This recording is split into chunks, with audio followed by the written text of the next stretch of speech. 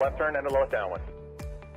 Cessna over the threshold, coming up on the white dot, at or beyond the white dot, left turn first available. I got a high wind coming up on about a half-mile final, clear to land at or beyond. Traffic on the left face, you're following a Cessna down, low off your left. Square it up just a little bit, and then we're going to get you in. Start your descent, though. Start your descent on the base. Traffic on final, give me follow on base. Base traffic, start turning toward the numbers now. High wing coming up on quarter-mile final, take it all the way down to the green. Cessna taxiing on the green, expedite down to the next hard surface. Get me some speed, there you go, go, go, go, go fast.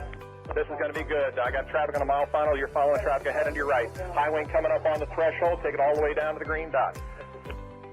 5 Charlie Sierra, 2 mile final. A mile final, turn north, and we're going to just make you, we're going to bring you back around. Jet traffic's coming up on about a mile and a half final, runway 9er clear to land.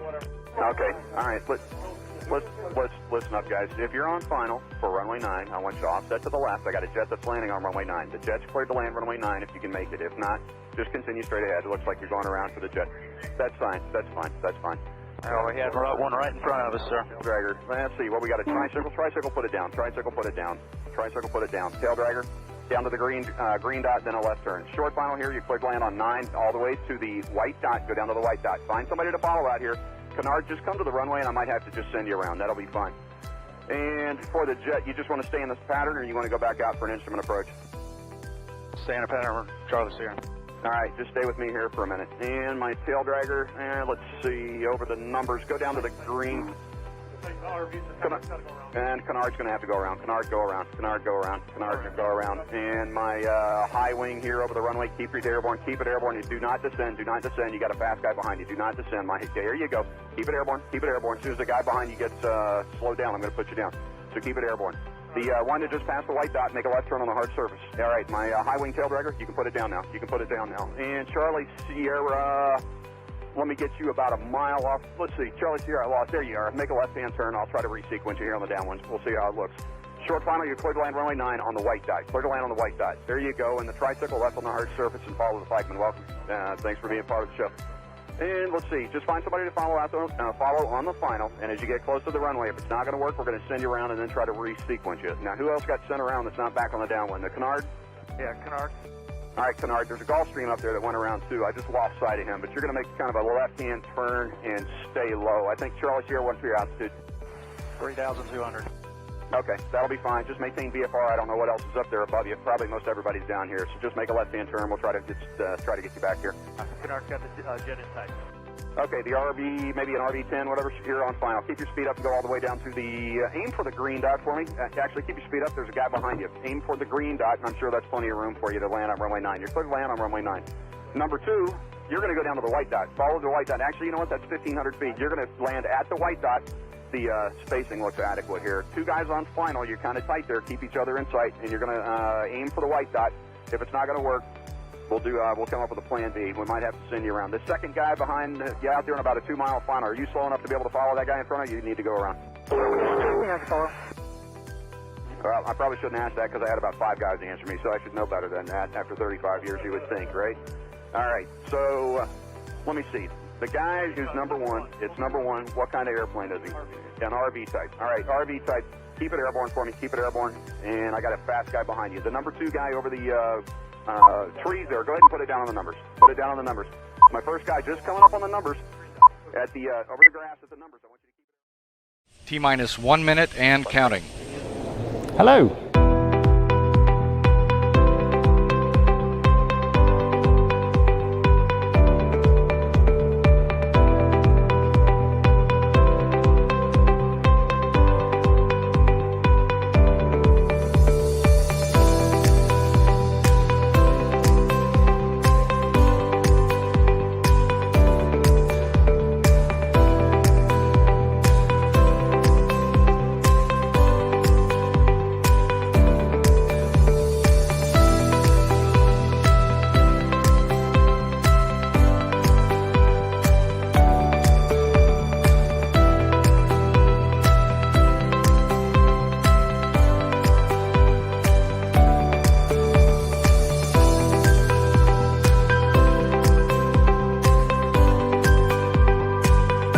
Four, 3, 2, 1.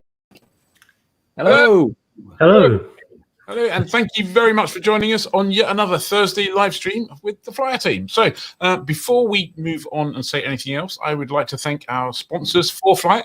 This is the this is a dual-band ADS-B receiver. This is 4Flight Sentry. Everyone thought I'd forgotten what it was called then, but I haven't. It's just teasing you. 4Flight Sentry. So dual-band ADS-B receiver, not a transmitter. This one has built-in carbon monoxide detectors and an AHRS, which will display on 4Flight as a backup if you need it. If you want to know more, go to www.flywithsentry.com/flyer. And thanks again to 4Flight for sponsoring us. Very, very appreciated. So what have we got coming up tonight? Well, before we get to that, I was just watching the intro there, and I noticed there was a shot in there of Ivan Shaw's aeroplane, which we took a couple of years ago at the LAA rally. Yeah. Ed, you know about everything about to do with airplanes. Is that what's the status on that one? Do you know? The Shaw Seeker. So this was his. I think it's 912 IS powered aeroplane, and it's single seat, and it's something like 150 knot cruise that he's anticipating, and he's been in testing. Okay. I think it may have flown, but secretly. Secretly, we should. Yeah. I think we should track Ivan down and ask him what's going on. Anyway, I noticed in the comments someone mentioned that they'd seen it. So. Oh, have they seen it flying or seen it? Yeah. Well, it's funny enough. Paul Fraser Benison says, I saw Ivan Shaw with his pusher this week at Leeds East. I thought that's what made you. That might have reminded you plus the photo, but. Oh, I thought no. I've got another job that means I can't read the comments easily, unfortunately, because it's just too difficult. I know I just saw it and I thought, I wonder what's happening there. Yeah, doing engine runs. Says, yes, doing engine runs. Yes. We need to. I understand that certainly Ivan's been doing quite a lot of development with it, and whether a flight took place or not, I don't know. Time to talk to Ivan and find out the truth. So what else have we got coming up tonight? Well, we got a whole bunch of news. We have in Fantasy Hangar tonight, Ed has picked a toughie, really. He's kind of aircraft that are powered by automotive engines. And originally I thought, there must be about 3 of those, but actually there's a whole bunch of them. So we've picked some pretty funky airplanes. So just to give you a heads up, it's your time to go and have a think about it and stick in the comments you'll go see if you get any better than us, which I think you're not going to do this week because that's just a little bit big-headed. We got Mike Roberts from Take Flight we'll be talking to later, and of course we got some weather from Simon. Simon kind of was going to join us tonight. I believe he's actually watching. Hello, Simon. Hope you're getting better. Simon's recovering from his appendix operation, so he's still managing to churn out some weather, which is good. Because, I mean, having your appendix out is hardly an excuse for not doing a weather forecast, is it? But anyway, so Simon, stay well, get well soon, and we'll see you in a couple of weeks' time, hopefully. Let's play Simon's weather, see what he's got to say. Simon says... Hi everyone, great to be here again. Thank you so much for your well wishes over the last week or so. The appendix is now healed, well on the road to recovery, feeling much better. So thank you so much for that. Unfortunately, it means no flying for me for a wee while yet, but hopefully you've managed to get some flying in this week. And I think you will be able to get some flying in during the course of this weekend, although I have to say the end of next week is looking even better. This is how things shape up for Friday if you are able to get flying. Looks like some heavy showers developing across northern and northeastern parts of England during the course of tomorrow afternoon. Here I think we're going to be going into marginal conditions as those heavy showers develop, but still away from those showers it should be pretty nice. Some embedded cumulonimbs in there as well. More persistent rain getting into southwestern parts of Ireland, perhaps nudging southwest England as well during the course of the afternoon, but for most areas it does look as if it is going to be a verifiable afternoon. You see here on the ceiling forecast, these are the cloud ceilings, so this is height of cloud above ground level. The green colours are where we're 2,000 foot plus, the yellow colours are 1,000 feet plus, and the red is 500 feet. So you see these lower bases across southwestern parts of Ireland, also there across northeast Scotland, but you see for most of us actually bases are not too bad at all.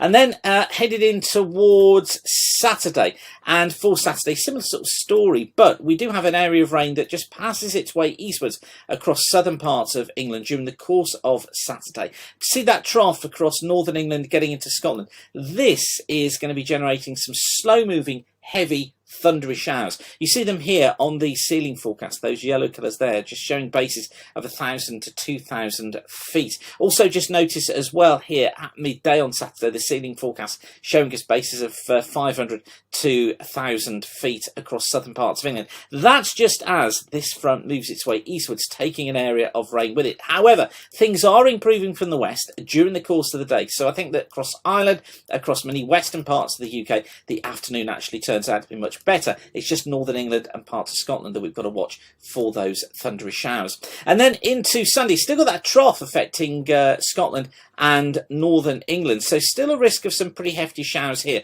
A front comes through Ireland, bringing some rain during the morning. It reaches southwest England, southwest Wales into the early part of the afternoon. Lowering cloud bases here, as you can see, of around 500 to 1,000 feet, but improving behind. So conditions actually improving during the day as we get into the later afternoon.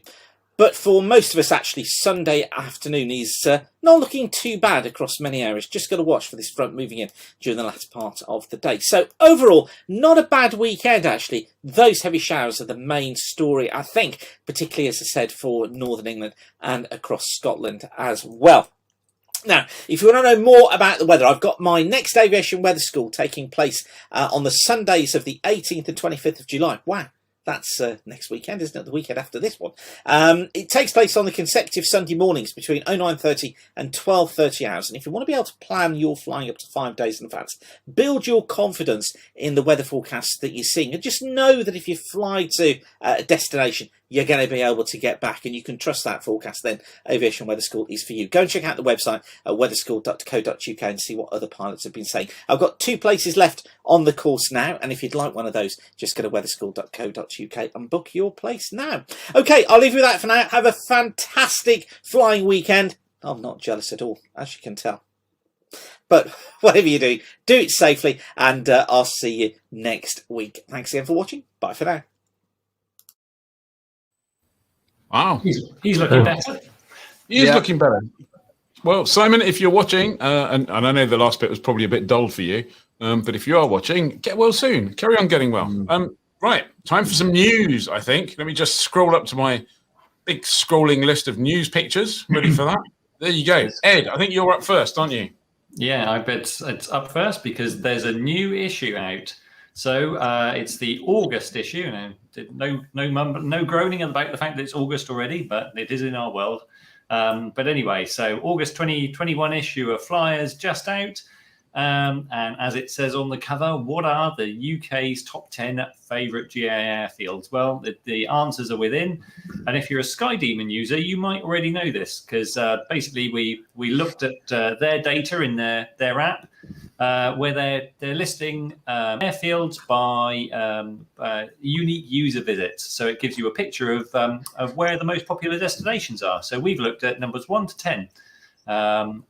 Also in the mag, there's getting your seaplane rating with Scotia Seaplanes. That's written by Nigel Smith and his son Aaron, who built their own seaplane, so needed a rating to fly that. That's a really fun piece. Archim Lease went to Lithuania for work and found himself an Auster Arrow. So that's a great piece to read about what the differences are between operating over there and over here. So it certainly makes you realise that we shouldn't take for granted flying over here. Flying Adventure, Thomas Lever recounts highs and lows of flying an Aztec on float. How about that for a float plane from Alaska to Florida? How mad is that? I know. Top Gear, our very own Johnny Salmon tests the GoPro Max 360 camera. Ian's on cleaning duty. Plus, if you're a Fly Club member, you can save a whopping £64 with free landings at Andrewsfield, Bagby, Elvington, Sherburn, Truro, and Yatesbury. Fantastic. So go read that issue. Yep. And don't forget, it's free. Go to the website, download it, get the link, read it, share it with friends, tell people about it. But you don't get the free landing fees if you're not a member of the club. So if you're not a member of the club, time to sign up because it's never going to get any less. It's never going to cost what it costs now. The price is going to go up. Okay, is what I'm trying to say. The price is going to go up. So save yourself some money and join now. Right, time for me to move on from that before I make any more mistakes. Dave, tell us about Travis. Well, Travis, he's on his way to northern Spain after watching the football in Cork, Ireland, last night.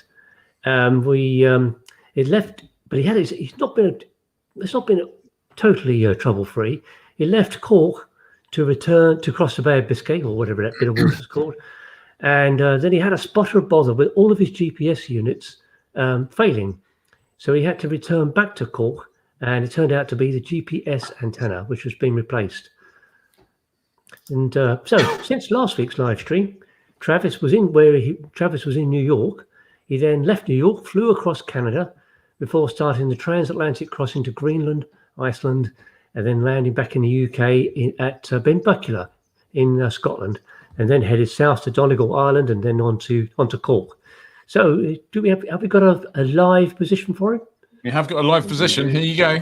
There you go. Don't know if you can see that, but if not, he's just currently north of Spain. Wow. Fly, Yeah. Travis, fly. Yeah. Oh. Please don't tell me that says near at 0 feet. 9,400. Right. There you go. He's only 30 miles from the coast there. So Great. Excellent. That's nothing. Good on for him. Mm. yeah, you could probably glide there from 9,500 feet. So not sure where he's going after this. I'm not sure where he's actually going to land in Spain. I know he's heading for Portugal. But there's also that thing with the round the world thing where you're not supposed to go backwards, isn't there? So I'm not really.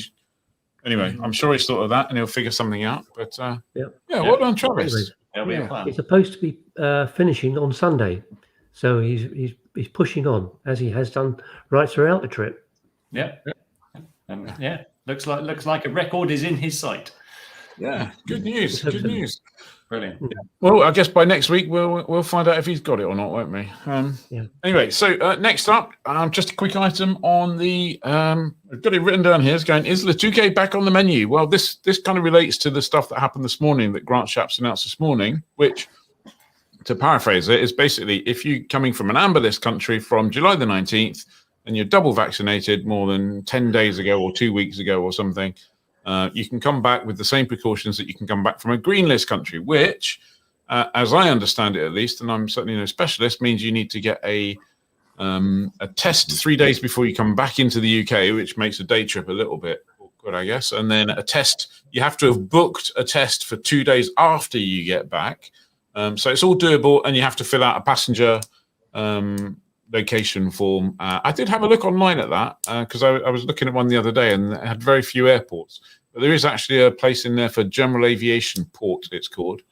So I guess you could fill that in. So fingers crossed, if that all doesn't change, it looks like a slow opening up of the continent. We'll be able to go fly and have some overseas adventures. There's not a load of good stuff to see here, but there's a load of great stuff to see overseas as well. And if you want to get there, you might want to get there quickly. Dave, did you like that little link? Very good. Yes. Right. So this hint is about the Ryzen microlight, which they produced a new version, which they call the Super Veloce, and it can touch almost 250 knots. That's at 20,000 feet. And that's according to Porto Aviation, the Italian company which produces the Ryzen aircraft. And a more reasonable 9,000 feet, it can reach 212 knots, which is still blinking fast for a microlight. So it's a new version. We already know it's a very super sleek design.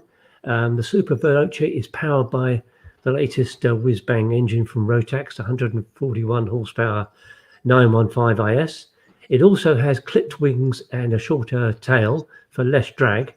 And it's able to do this, apparently, according to Alberto Porto, because under the new 600 kilogram microlight regs, the max stall speed is higher. It's been raised to 80 kilometers an hour. Anyway, the aircraft makes its public debut this weekend at an event in Italy, a place called Pavulo. I haven't seen a price yet, but expensive, I'm guessing. Not expensive. I guess At least €1 per knot, I reckon. Well, yeah, I reckon that's probably about right. Yeah. I reckon it'd be more than €1 per knot. €100 per knot, maybe. Yeah. But the other thing about that, I mean, if you can do 248 knots or whatever it is at flight level 200, that's great. But it's a microlight, and there's nothing wrong with microlights, but it's not going to be IFR. So how are you going to? I mean, you're going to really want to be IFR up there and on the way up there and all sorts of places. So kind of, it's really interesting. It's going to be interesting to see what its speed is at sort of, up to 5,000-6,000 feet, which I'm sure will be seriously fast. There didn't seem to be much margin between VNE and the max cruise they were quoting. So No. need to get into careful territory with that. I did put this all to the to them, and I got a very complicated response back, referring me to the performance charts. But anyway, it does seem to me that VNE is just a few knots away. Wow! So I think Dave, if you go fly it, push the stick forward and see how quickly they pull the stick back. Well, I'm quite happy to go and try and go for the speed record, but I'm not holding my breath at 20,000 feet. That's for sure. You won't have any breath to hold at 20,000 feet. Yeah, quite a machine, though. Yeah. Perhaps at the other end of the speed range, but who knows? This could be selling us a dummy.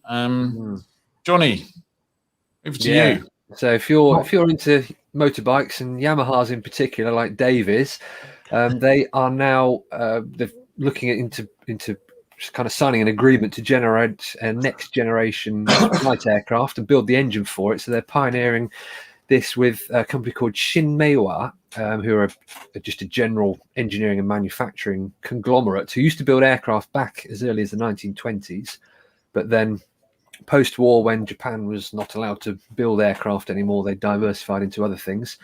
But Yamaha are going to adapt one of their engines to fit an aircraft. We don't necessarily think it will be an S6, which I think that photo wasn't it, Ed?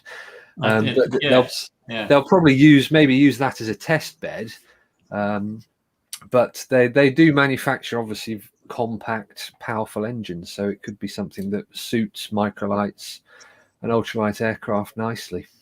I think it definitely sounds like it's going to be a 4-stroke, so that's good. I mean, if you were Yamaha, who are clearly super smart cookies looking at the market, you've got to say, and that's the picture they're showing you, you've got to say that they're going to be targeting Rotax, surely. You must look at a Rotax and go, well, what does a Rotax cost these days? 30 grand for a 912S or something like that? 912IS? Pushing that? So, I can't imagine they're targeting, let's create some engines, let's create I don't know. I just think that they've seen the Rotax market and they'll aim for that if they're going to get it. Or maybe this is completely wrong and they'll come in with a V16 500 horsepower engine that weighs 32 grams or something. I don't know. But yeah, anyway. Okay, next story. That's me. There's a story that came to us from the CA today. This is basically how it came. Pilot fined 175,000 quid. 75,000. Basically, David Harbottle of Lancing, West Sussex, according to the press release from the CA, falsified a couple of entries on his license, basically his MEP renewal and his IR renewal, and then made, I think it was 7 flights. He kind of backdated it to cover the 7 flights. So CA prosecuted, and he was fined 50k per fraudulent entry on the license. So 2 of those, 100k, and then 75k for the 7 flights that took place while he didn't have a pilot's license, and then added on a few costs and some other bits and pieces. And I think there was like I read something in there. I don't know if I can still read it in there. Actually, was it? There you go. I like that bit there. The £120 victim charge. I'm not quite sure what the £120 victim charge is there, but it totaled something like 195k, which is a stonkingly large amount. So don't do it, people. That's not a good thing. No. Yeah, I think that would wipe me out. But anyway, there you go. Ed. Yeah. How do you pronounce it? Floris? Flaris, I think. Anyway, a small personal jet. This is a single-engine personal jet being developed in Poland, and it's been floating around, popping up in the news every now and then. But it was announced this week that it's to go on sale in the experimental category next year. Metal Maker, the engineering company behind the project, said it expects to obtain an airworthiness certificate in Poland's special S1 category in 2022 to go on sale locally in countries and such as the USA with an experimental category. Other countries will have to wait until the Flaris has attained EASA CS23 certification targeted for 2024. I think that sounds a bit optimistic. Who knows? Maybe they know something I don't know. But in recent flight tests at a takeoff weight at 1,700 kilos, they're quoting numbers of 250 knot cruise speed at 10,000 feet, takeoff run just 200 meters. That's amazing. Rate of climb 6,000 feet per minute. Have they attached it to a rocket? Landing roll 100 meters. Fuel consumption just 120 liters per hour. So okay. Wow. It looks a bit, if a Cirrus jet melted, it looks a bit like that. With numbers like that, I'm kind of wondering whether they didn't employ the same people who wrote the performance numbers for the marketing people at Flight Design. That sounds like flight design numbers to me. Dave's eyebrows off. It reminds me an awful lot of the Eclipse 400. I know it does, Ian, too. I think Ian might have a photo to remind us what that looks like, which this looks a whole, I've got to say, this is a whole lot more pretty. So. I wasn't at Oshkosh when that was shown, but look at the size of the Eclipse stand at Oshkosh with that. I mean, that's a company spending... Was that 2007 at Oshkosh? Yeah, I think so. Yeah. That's probably $500,000 worth of stand there. Yeah, and Vern Rayburn said, we're not sure if we're going to sell it, but then went on to say, we're taking deposits. You can have your money back at any time. Sadly, I think everyone who put down a deposit on it probably didn't get their money back. That entire project, I think, was driven by Vern Rayburn's ego. But it's an exciting looking machine. Yeah, maybe they should have just focused on getting the Eclipse 500 finished instead.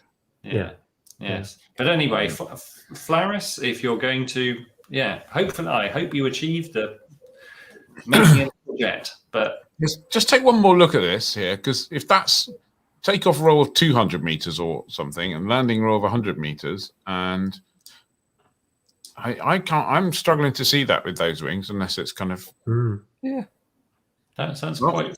Maybe that's the minimum unstick distance, and it just sits there for a very long time in ground effect. What that what are those little SSDRs called? There's little SpaceX SD1. The SpaceX SD1, yes. Yeah, I mean some of those have engines that could do with a few more horsepower, and they're great, but they don't climb at 6,000 feet a minute. No. Yeah. But yes, who knows? Who knows? We always hope that all projects reach fruition, but many of these things sometimes are just they just appear and disappear. It's a big ask. Talking of big asks, Dave, tell us about this. Is it Dave? It is Dave. Tell us about the TDA, Dave. Another TDA. Right, this next story is a TDA to hopefully eliminate TDAs. TDAs being temporary danger areas, and under the current rules, if a drone operator wants to run some tests, they have to apply for a temporary danger area. And this one has been applied for by a company called Altitude Angel, and it will be just south of Reading, as you can see there, just south of the just around the M4 actually, and it'll be 8 kilometers long, 120 meters wide, and it will go from the surface up to 600 feet. But this one is different, if you like, from other ones where they're supposed to be helping the NHS. This one is all about testing some technology called detect and avoid. And if it proves to be successful, then it could lead to integrated airspace instead of segregated airspace, where everything can fly together. Altitude Angel, this is a quote from them, said, if a conflict is predicted, that's, between drones or between other aircraft, drones involved will be automatically given appropriate avoidance instructions, such as instructions to change flight path, hold, return, or land. Manual control of the drone can be taken at any time. So that kind of indicates that these are being flown automatically. They've been given a route, and off they go and troll along. And if they spot anything, they take action. I presume they haven't asked. They must be using some sort of technology as well. They haven't asked for volunteers to go fly around in the area at below 600 feet just to see if the drones avoid, have they? Well, White Waltham is just up the road, and there's plenty of traffic going into there. Yeah, So- I'm sure we could all volunteer. Yeah, I'm going to leave that one to you guys, if that's all right. Paramotors. Ed. Me, Sasha Dench. So this is all about Sasha Dench's green paramotor flight around the UK. So if you see a quiet paramotor, it could be climate campaigner Sasha Dench, who's flying around the UK mainland using an electric paramotor. Sasha, a UN ambassador on migratory species and founder of Conservation Without Borders.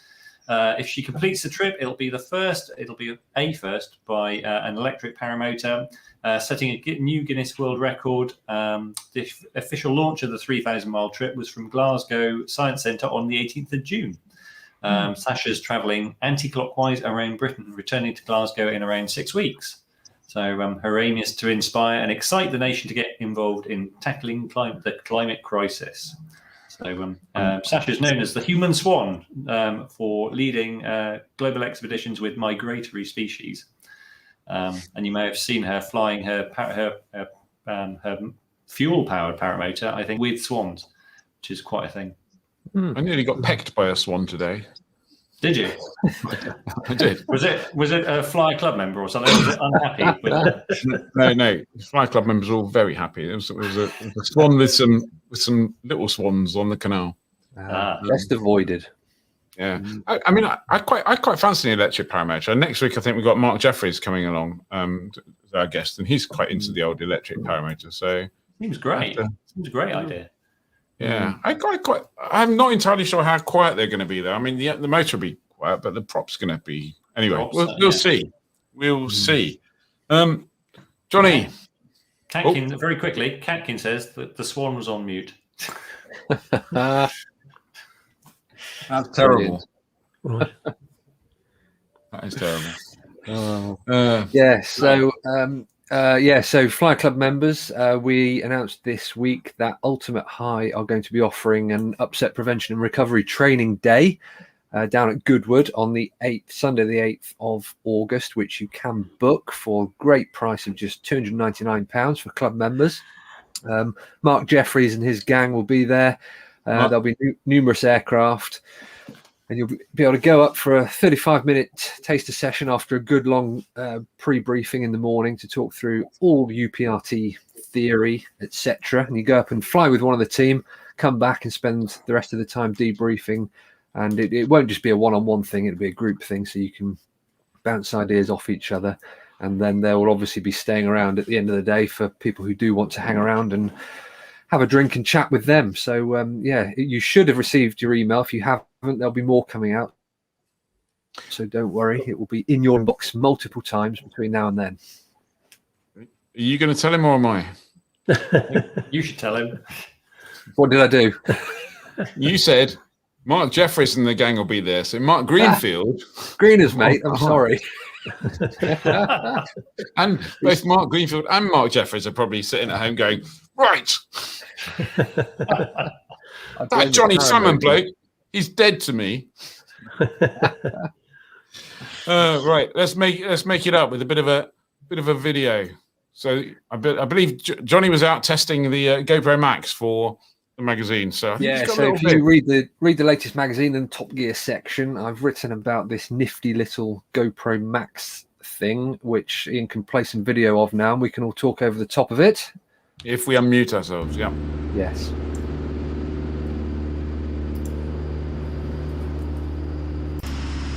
Yeah, so that's me departing Oaksey and then just throwing some shapes. And I can't believe you said throwing some shapes.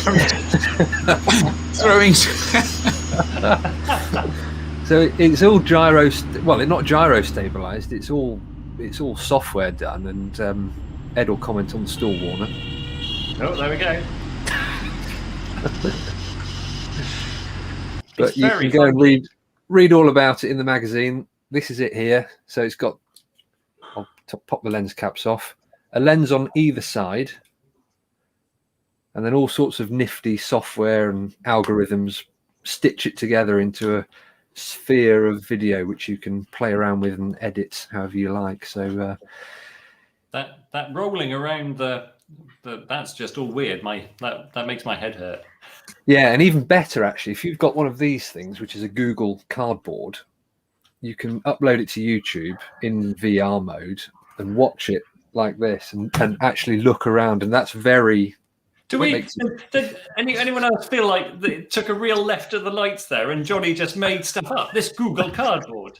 Hold up a cardboard box with some milk bottle tops. Johnny, do you use do you use the Google Cardboard to watch yourself throwing some shapes? Yeah. Yes, of course. Got to boost yourself up somehow. If it wasn't for the fact that we've just watched Johnny fly an actual aeroplane, I'd be thinking that Johnny may have told fibs about the RV6, and actually it's a cardboard box with some cardboard wings. There we go. As Leah Fee says, I love my cardboard. I love my cardboard.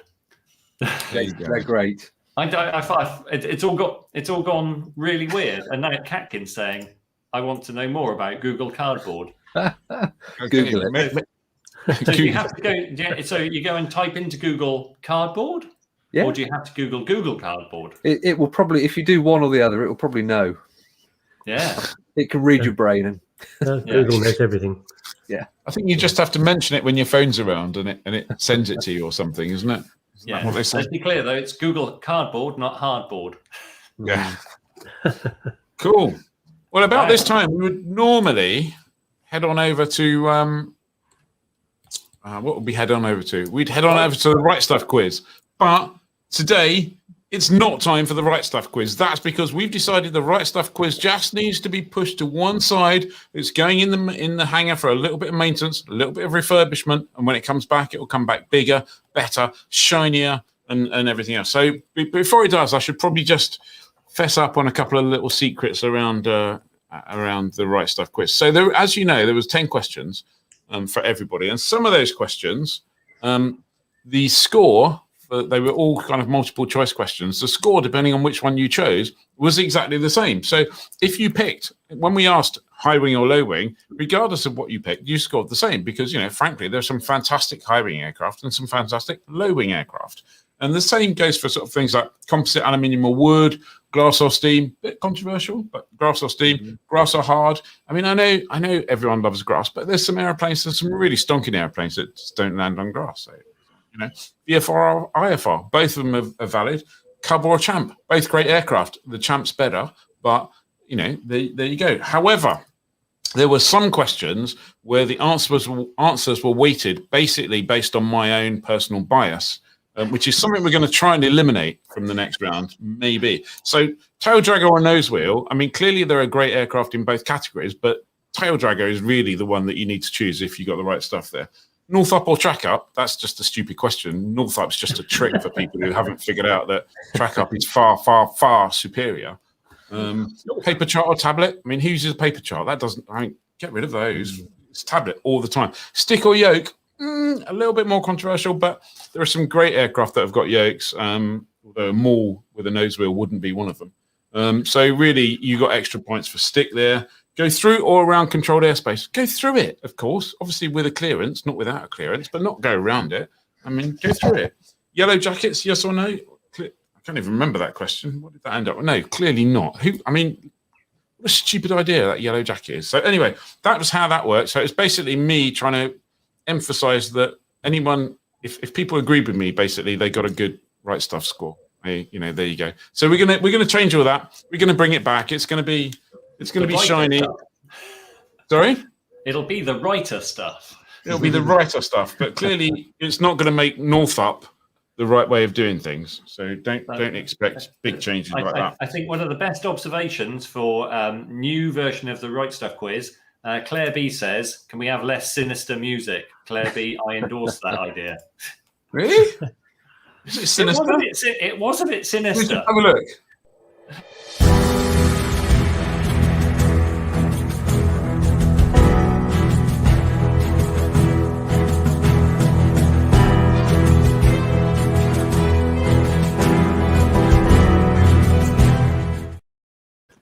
It starts off okay. It just gets a bit sinister. Gets a bit heavy, and of course the monotone just makes it even worse, doesn't it?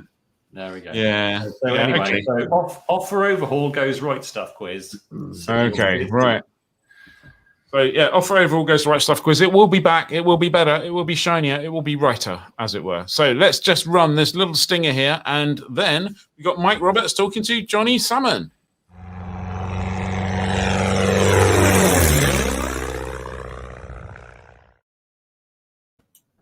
Good evening, Mike. How are you? Hi, Johnny. You okay? Yes, very well, thanks. I don't want to disagree with Ian, but I'm a Northup man myself, I'm afraid. Ooh. Oh, dear. Controversial. I'd like to know which way I'm going. Oh, it's coming back on me now. Right, Johnny, I've just muted Mike for a bit. Clearly, do you not do any vetting of the guests before they come on? That's ridiculous. The right stuff quiz is the vetting process. Oh, you're going to need to change that. Okay, Mike, you can come back, but you're clearly wrong. Well, you can come back. Well, when you come and do one of my cockpit conversations, you can convince me that the track up is the way to go then. But at the moment, I just like knowing which way I'm going, because I could be going the wrong way, Northup. You're not using one of those paper charts as well, are you? No. Jesus. Oh, okay. Are they still around? Yeah, I was going to say exactly. Well, we'll have a talk about that at a later date, but for now, we'll consider you on probation or something. Thanks, Ian. Pleasure. Right. So, Mike, the reason you're here to talk to us tonight is you yourself and Nick Rogers recently completed a challenge to try and break the record for the number of UK counties visited in 24 hours, wasn't it? It was, yeah, and it's difficult for me because being slightly dyslexic, I always confuse countries and counties. And of course, we did countries a couple of years ago, where we managed to get 16 countries in a day, and this time we're trying to set the world record for the number of counties in the UK. Yeah, so you've done the flight. Are you still waiting for any kind of ratification of it? Yeah, it takes quite a while with Guinness, and I can't really tell you a lot about that because my co-pilot Nick does all the hard work, all the planning, and all the dealing with Guinness. He just finds out what they need. It's quite a detailed process, as I'm sure Travis has found out on his trip. But they want sort of videos of the whole thing. They want to, full stop landings, photographs at each county, that sort of thing. And there wasn't actually a world record already for UK counties, but Guinness said we need to do at least 50 for us to be interested. Well, there's only 48 counties in the UK, in England, so we had to throw a couple of Scottish ones in as well for good measure. But so we managed to do by the skin of our teeth 50 counties, but that was quite a hard slog. Yeah. So I was going to ask, has anybody else attempted it by airplane? But I'm guessing. But why did you decide to take this on? I think people have done it in the States before and done US states, and that's where the idea came from. My whole Guinness World Record journey started back in, I think it was around about 2010, when I got taken to one of the Pooley's Dawn to Dusk events. And I thought, this is a great event. I'd like to sort of take part in this next year. And came up with the idea of looking to see if anybody had got looked at all aviation world records and found that there was one for the most airfields visited in 24 hours.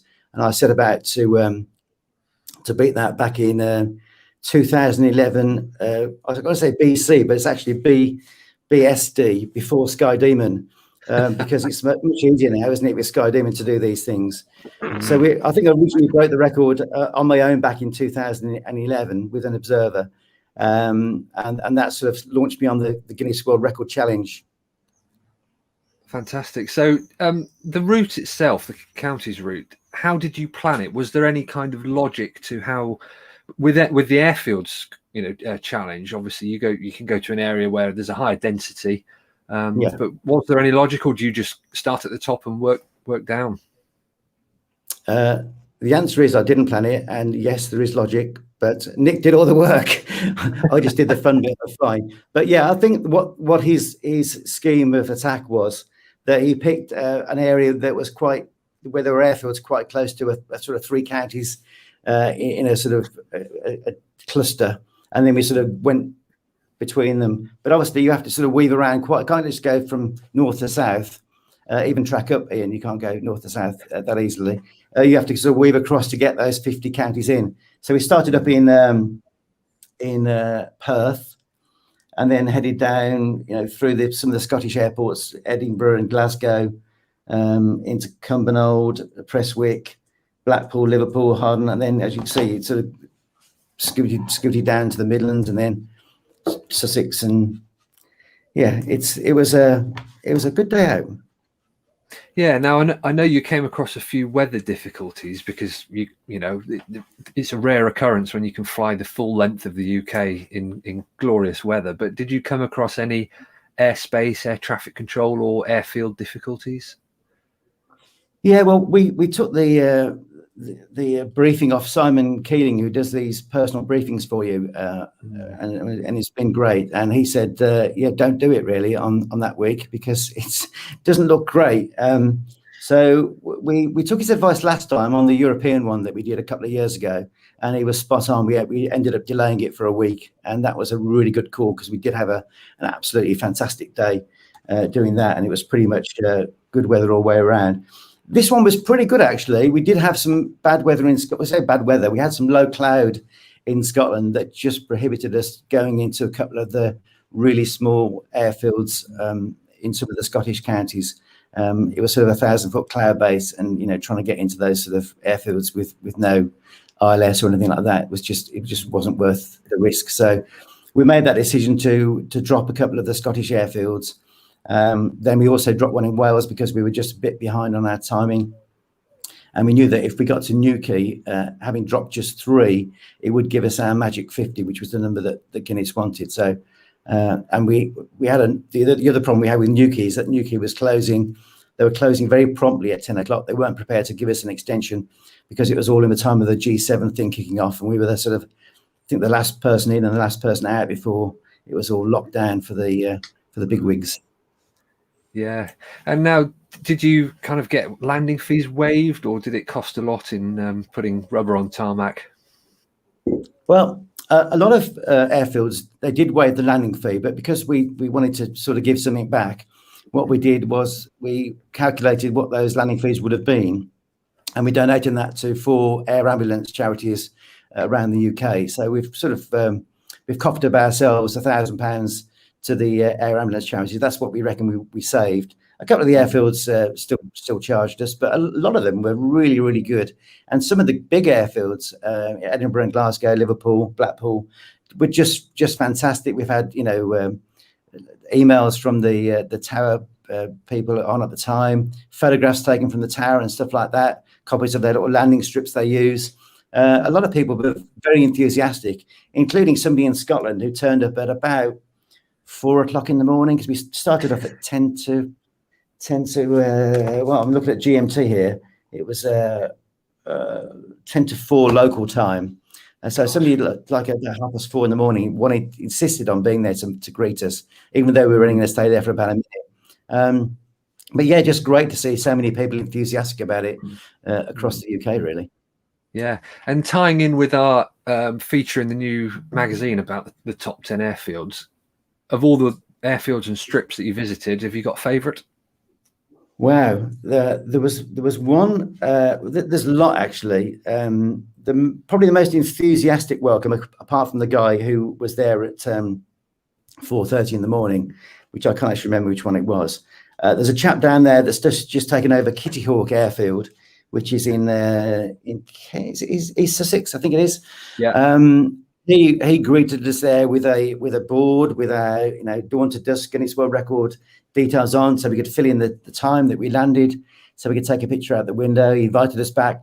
I mean, the sad thing about this thing that we do is that we visit so many airfields, but can only stay there for 3 or 4 minutes. And some of them you really want to hang around and talk to the people and and go and see what's the local pubs like or the local villages like.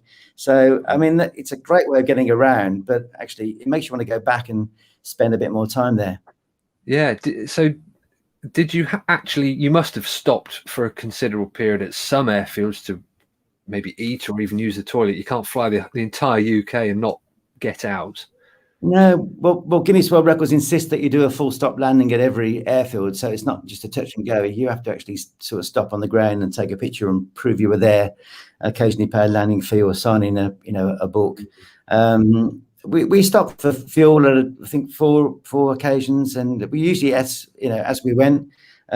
We shared the flying on this one. On the European one we did, I got to do all the flying, which was nice, only because Nick wasn't checked out on that particular aircraft that we flew, which was a Malibu for that one. This one was a very nice Cessna 172, which I absolutely love. Great airfield for a great airplane for going into some of the smaller airstrips, but equally versatile enough to go into the big airfields as well. But yeah, it's we didn't spend a lot of time on the ground eating and drinking and being merry. Yeah, and just looking back at that previous record, which was 16 countries, I think, wasn't it? Was one easier than the other? I think they both had their different challenges. We've got there's a YouTube video which gives me a great opportunity to plug my Cockpit Conversations channel on YouTube. We got a bit of a video there of the fun we had on the trip. One of the big challenges on that day was it was so hot. We had something like 38 Celsius on the ground in Italy. So it was one of the hottest days of that year, I think. I've got a list of the countries here because I always forget them. But we got stuck in Hungary for quite a long time because the next country on the list wasn't part of the scheme that allows you to go there without I forgot what it's called at the moment. But yeah, we had to wait for customs, and although they promised us they were going to be there, we ended up waiting about an hour and a half for customs. So that was a pain because it just knocked all our timings out for the rest of the trip. But it was a great day. Nick picked some quite unusual airfields, especially the one in Italy, which was quite near Venice. But it was a very rough grass strip, which perhaps wasn't ideal for a Malibu Matrix, but it was the nearest for our journey. Yeah, fantastic. Good. So, finally, just before we finish, as you've mentioned, you are into YouTube as well and do things on there. How's that become an interest of yours? Well, in my sort of dim and distant past, I used to be a radio DJ or presenter, whatever you might call it. I started off at the BBC and then was sacked from various commercial stations as well. And it was just a way really of combining that love of broadcasting, as well as aviation as well. So we did come up with a TV program idea, which sort of got half nicked by a broadcaster we won't mention or libel on air. But so what we thought we'd do is use some of that footage that we got to do these cockpit conversations. And it's just really about talking to people, probably with an interest in aviation or to aviation, but anybody who's really inspiring in whatever they do. And we've had people from the winner of the Voice, Molly Hocking, to Grant Shapps, the MP, the Transport Secretary now. The chap off Can't Pay Will Take It Away, about how he was able to retrieve an aircraft, which is quite fun. We've had, and the latest one, which has just gone live last week, is Will Manning, who's a Capital Radio DJ, also does the chart show, but he's also a new PPL and very enthusiastic, wants to go lots of places. So it was great just to talk a bit of radio with him and to talk flying as well. Yeah, fantastic. Well, no, it's been good to talk flying with you, Mike. So thank you very much for joining us, and we'll have to meet up sometime and do some more flying. And thank you for coming. It's been really interesting listening to the thought of planning a day's flying to visit 50 counties is quite terrifying, really. Yeah, and I think the next challenge is we want to be. We did the airfields in a day, which was one of my first ones. That Nick came along and said, "I want to beat your record. Is that okay?" And I said, "Yeah, only if you take me with you." Somebody else has nicked that back from us in the States now. They've got something like 100 airfields. So I think our next challenge is to reclaim that record, and we want to go in for about 100, 110 airfields in a day, which is what we're aiming for next, I think. Brilliant. Well, keep us in the loop of how the planning's going. Certainly will. Fab. Thank you very much, Mike. Good to talk to you. And it's now time for Fantasy Hangar.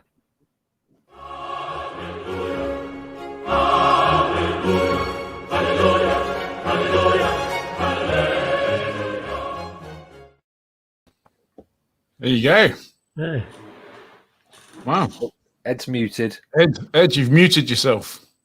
Every time I do this, it's like I put it on mute so that if I, don't create any noise, and then I forget. So, Well, that sounds like a proper adventure. Yeah. I'd love to give that kind of thing a go sometime. Yeah. It was, they why were not? on the go from really was from dawn to dusk, wasn't it? Over 18 hours of flying. That's a long day. I struggle with like an hour of flying. I struggle with 4 o'clock in the morning. Well, I'd have to take a nap between 3 and 4 in the afternoon. Yeah. I think we're learning that it's probably not us to break records. You could be right. So talking of breaking records, people out there, don't forget to get your entries ready if you haven't got them already. Ed, do you want to introduce the? Oh yes. So Fantasy Hangar, obviously in the news, we talked about the fact that Yamaha is getting into the engine game. They're taking an automotive engine and producing. Well, I'm guessing that they're gonna take an automotive engine and produce an aviation engine from it. So that got us thinking about times where automotive engines have been used in aircraft, and some of the exciting projects that have come from that. And you go, what ones of those would we want in our Fantasy Hangar? So we've all made our choices, and I've been seeing a few choices in the comments, and there's some good ones. So who's first? Dave. It's Dave. Dave with his Luscombe something. No, it's sort of a big Luscombe, but no, it's a Murphy Moose kit plane fitted with a 4.3 litre Corvette LS3 engine. With this LS3 engine pumps out 480 horsepower, 480 foot-pounds of torque, and when you hear it start, which you will do in a few minutes, when you hear it start and go, it just sounds wonderful. The engine kit is made by a company called Moose Mods, a company run by a chap called Ray Watson. It includes a PSRU reduction gearbox and digital ignition, so that at 4,000 RPM cruise, the prop is turning at 1,900 RPM. Ray says it's a plug-and-play kit, all included, which is just as well because it costs just under 50 grand. But it's worth every penny when you hear the exhaust note come onto the cam. So we've got a little video here, and the full video is quite long, so we had to kind of cut this up. So it's just a little bit. You go search on YouTube and you'll find some other stuff. But here you go.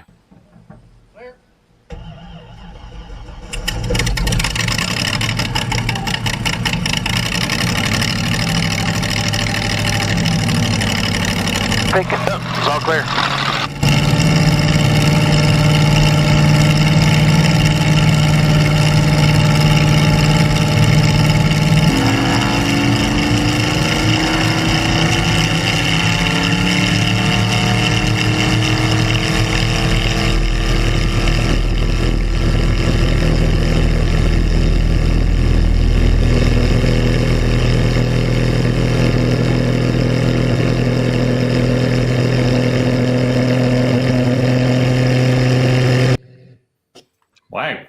Wow. Well, so I like for it idle, but 480 horsepower, that takes quite a long time to take off. But it was probably a hot day, very hot. It sounds a bit like Dukes of Hazzard. So if I was running their marketing, I'd definitely have Daisy Duke doing some climbing in through the window, if that's what she did. I can't remember now. I thought you might be going for the more politically correct. You would just have the Dukes of Hazzard horn. I don't know what that is. TV reference. It's a bit of a blurred memory. But yeah. Right. Yeah. Excellent. Well, Murphy Moose is a good choice. Yes. Yeah. It normally comes with the Russian radial up front, which that's a good match. That's a good match. Yeah. Ed, you're next. I'm next. Well, I've gone funky design again, and this is a real interesting story. And it's a machine that I remember reading about and going, my God, this is This is pretty exciting. So back in the 1990s, Toyota Motor Company took a 250 horsepower Lexus V8 that was powering the Toyota Lexus LS400 at the time. And they created a version for aviation, and they teamed up with Scale Composites to develop this. This is the Scale Composites Model 191. Now, okay, this is, it's not, it looks pretty conventional, but in true fancy hangar style, I think if you had this sat in the corner of the hangar, this would definitely be an aeroplane that people would walk in and go, wow, what's that? It's obviously designed by Rutan, but it's not too unconventional, but looks fantastic. Interestingly, so very little. Toyota kept the lid really tightly down on this project. It was nicknamed Lima 2, and this photo only came out many years after the project was not operational. But I've heard some pretty reliable data on it, and it was a 4 to 5 seater aeroplane.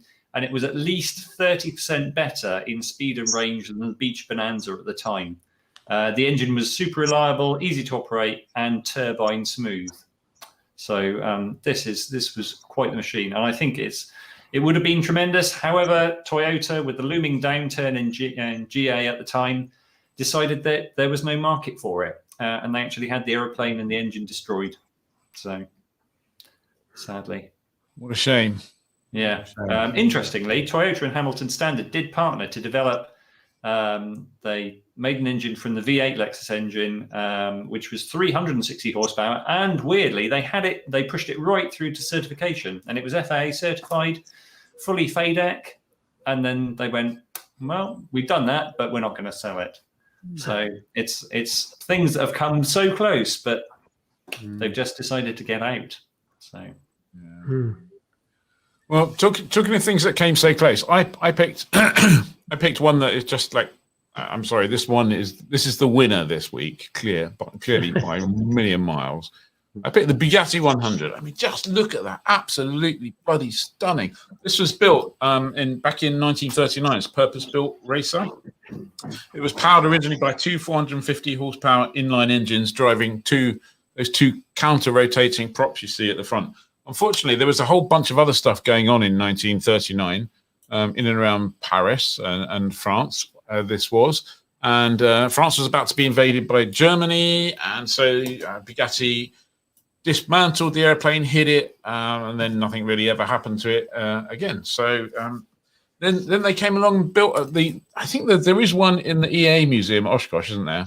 Well, it's that the aeroplane that they took apart. They bricked it up in the cellar of one of the Bugatti buildings, and it stayed there through the war because they feared that it would be captured and the technology would be used.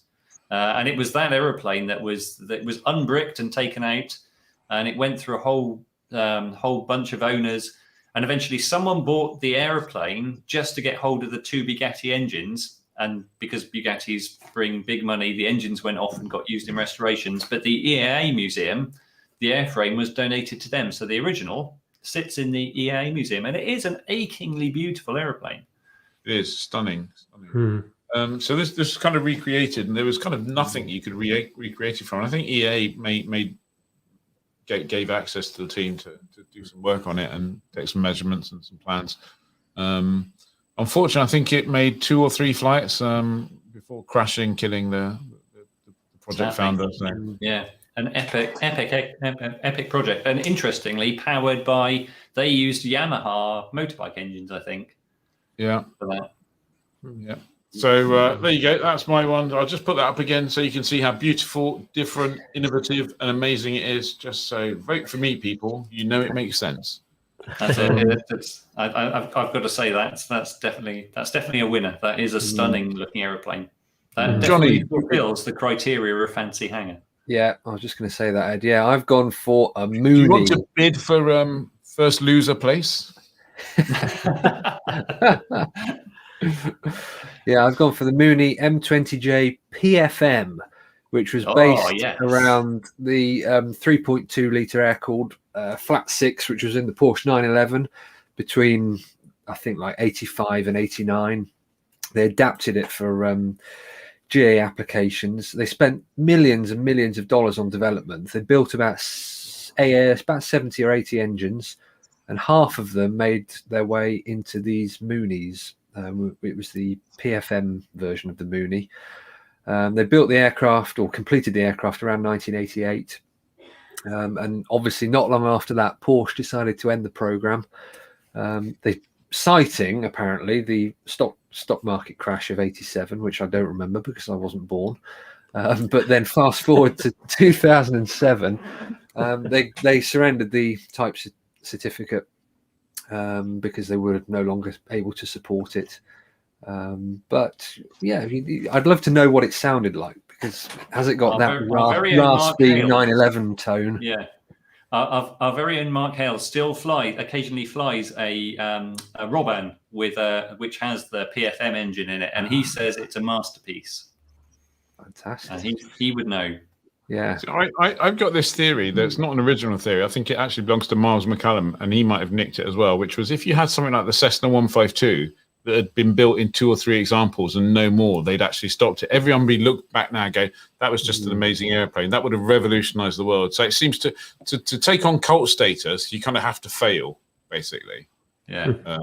And so, I think the Porsche went around buying them all back. I think they did. They bought everyone Continentals or Lycomings, didn't they, to replace them, to try and get them back out to the market. Yeah. But, interestingly, that wasn't the first time that Porsche had tried to make an aeroplane engine with one of their engines, because they'd done it previously with a modified version of the Porsche 356 engine. Wow. So, yeah. There you go. Okay, so it is, I should say, 8:30 at the moment. So we need to up the speed and give us some of the winning entries from the list, Ed. So from the list, well, I've got to say, you're in, as Ian Kennedy says, Ian wins. Thank you. Vince Chadwick, Ian wins. Thank you. Paul Senkup to there. Dave's is more practical. Oh, what are you like? What else have we got?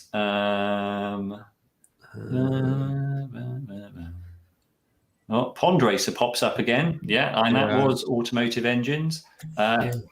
Aviator Steve says Taylor monoplane with a VW. Lots of good VW powered airplanes. Replica split with a V12. That's it. Yeah, there was the famous that famous aeroplane, famous Spitfire replica. We remembered this earlier, Vickers Vinny, which was a previous entry for Dave's fancy hangar. So what's the point we got? But yeah, no, I think Ian's probably takes the win there. I don't think at one point before I decided to switch to that, I had another choice, but I think I might have deleted it. I'm afraid I did delete it. Sorry, so I'll bring that back another day when we have a category that includes microlights that look like jets or something. Right, let's. I'll take that win graciously. Thank you very much. Let's move on quickly to Dave's events that have been postponed or cancelled section. Right, so this weekend there are a couple of big events that have been cancelled. They include the SSDR Freedom Rally, due to have been held at Enstone, and also Flying Legends were going to hold their first event at Sywell, and unfortunately that had to be cancelled as well. Now, the events that are on include an aerobatics competition weekend at Fenland. That's over the Saturday and Sunday. On the Saturday also, there's what's called the Spirit of Boxed Flying. It's being held at Modigen, I think that's how you said. It's normally held by the LAA Suffolk Coastal Strut. It's normally held at Boxted, but apparently the condition of the strip isn't very good, so they've moved to the nearby Modigen airfield. Also on Sunday, there's another LAA strut flying, this time the Kent strut at Headcorn. So if you want to find out about the LAA, it's good to go to one of those events. Absolutely. Good. Thank you very much. Johnny, get in there with your club stuff. Yeah, so talking of fly-ins, the club fly-in will be on the 31st of July now, after the weather beat us last weekend. It was originally the 24th, but a slight admin error on the Slape's side of things pushed that to the 31st. So we've emailed everyone. If you haven't had your email, there will be more coming out to remind you. And the PPR form is still on the news page of the Flyer website. On Monday, we had James Ketchell gave a great talk. If you're a club member, you can log into the website and rewatch that. Really good. And then obviously I've mentioned the UPRT Day with Ultimate High on the 8th of August. And we've got some more exciting benefits coming soon. So stay tuned. And if you're not a member, you can join from £7.50 per quarter. Okay, fantastic. I think we're going to postpone QSY till next week because we're overrun by 4 minutes, and we got some good stuff coming for you then. Thank you very, very much for joining us. I'd like to thank once more 4Flight for Sentry and for sponsoring this. This is the 4Flight Sentry. It's got carbon monoxide, it's got dual receiver, and it's got a solid state AHARS. I'd like to thank Mike Roberts for joining us. I'd like to thank everybody out there for joining us. I'd like to thank Ed, Dave, and Johnny. And we'll see you all next week and have a great weekend flying. Thank you very much. Fly safe, everyone. See ya. See ya. Need to get this bit a bit slicker at the end. No one will ever.